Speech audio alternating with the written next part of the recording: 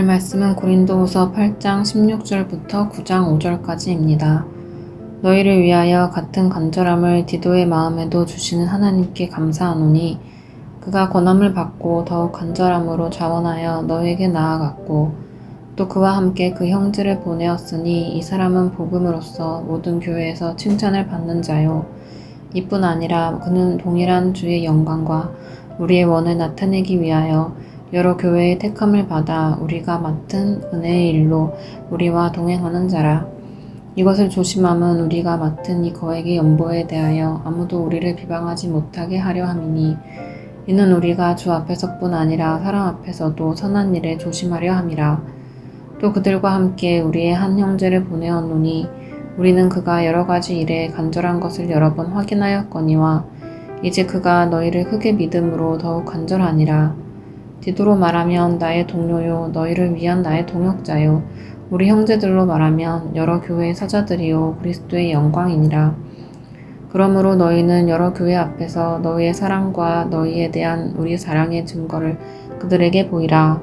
성도를 섬기는 일에 대하여는 내가 너희에게 쓸 필요가 없나니 이는 내가 너희의 원함을 알미라. 내가 너희를 위하여 마게도냐인들에게 아가야에서는 1년 전부터 준비하였다는 것을 자랑하였는데 과연 너희의 열심이 퍽 많은 사람들을 분발하게 하였느니라. 그런데 이 형제들을 보낸 것은 이 일에 너희를 위한 우리의 자랑이 헛되지 않고 내가 말한 것 같이 준비하게 하려 함이라. 혹 마게도냐인들이 나와 함께 가서 너희가 준비하지 아니한 것을 보면 너희는 고사하고 우리가 이 빚던 것에 부끄러움을 당할까 두려워하노라. 그러므로 내가 이 형제들로 먼저 너희에게 가서 너희가 전에 약속한 연보를 미리 준비하게 하도록 권면하는 것이 필요한 줄 생각하였노니 이렇게 준비하여야 참 연보답고 억지가 아니니라. 아멘.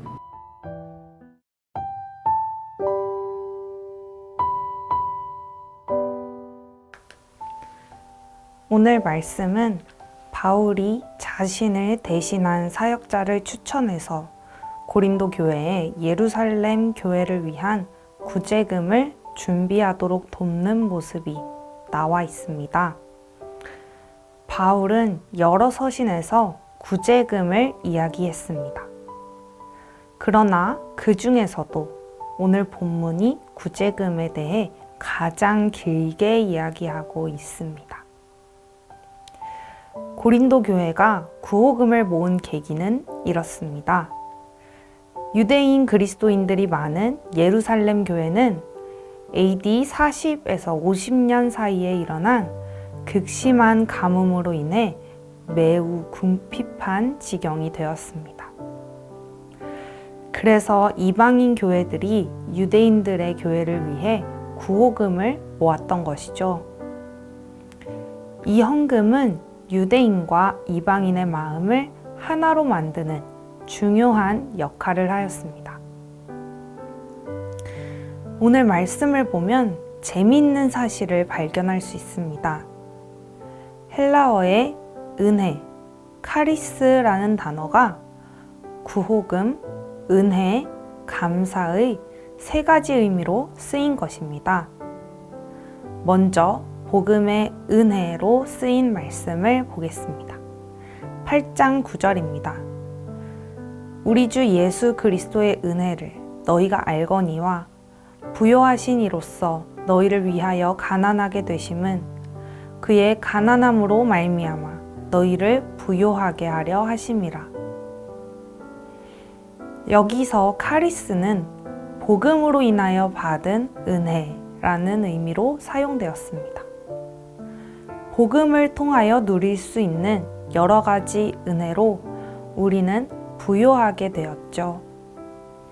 예수님은 그 모든 복을 잃는 저주를 당하시고 가난하게 되셨지만 그 덕분에 우리는 하나님과의 관계에서 오는 복, 성도와의 교제에서 오는 복, 이웃을 사랑할 수 있는 복 등 여러 가지로 부요해졌습니다. 우리를 부요하게 하신 은혜가 바로 카리스입니다. 둘째로 카리스는 구제금의 의미로 쓰였습니다. 예루살렘 교회를 위하여 모으는 구제금이죠. 8장 19절입니다. 이뿐 아니라 그는 동일한 주의 영광과 우리의 원을 나타내기 위하여 여러 교회의 택함을 받아 우리가 맡은 은혜의 일로 우리와 동행하는 자라. 은혜의 일은 곧 구제금을 모으는 일이죠. 카리스의 첫 번째 의미, 복음으로 받은 은혜가 있기에 두 번째 의미로 은혜를 형제 자매에게 흘려보낼 수 있게 된 것입니다. 셋째로 카리스는 하나님을 향한 감사입니다. 다시 말해 이렇게 은혜가 흘러가는 모습을 보며 하나님께 감사하는 것입니다. 8장 16절입니다. 너희를 위하여 같은 간절함을 디도의 마음에도 주시는 하나님께 감사하노니.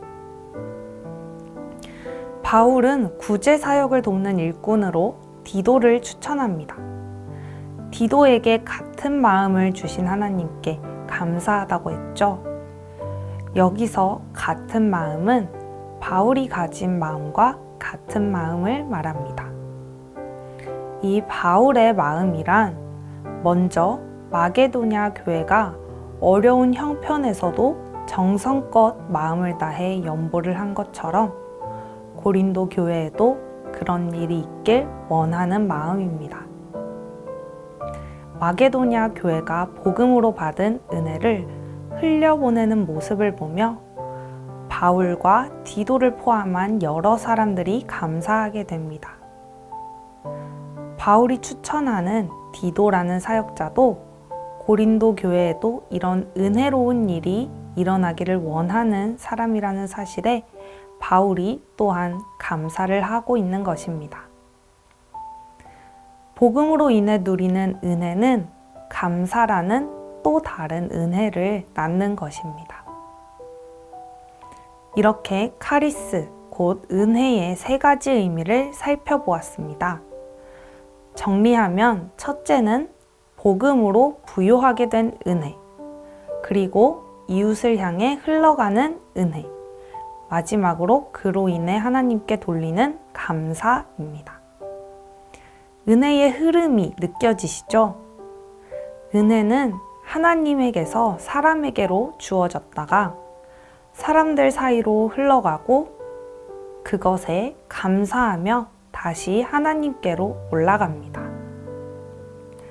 바울의 개척교회들은 은혜의 역사가 구제금을 통해 서로 하나가 되게 하는 모습으로 나타납니다. 질문을 드립니다. 나는 복음 안에 있는 다양한 축복들을 풍성하게 누리고 있나요? 그로 인해 감사의 제목들이 저절로 흘러나오고 있나요?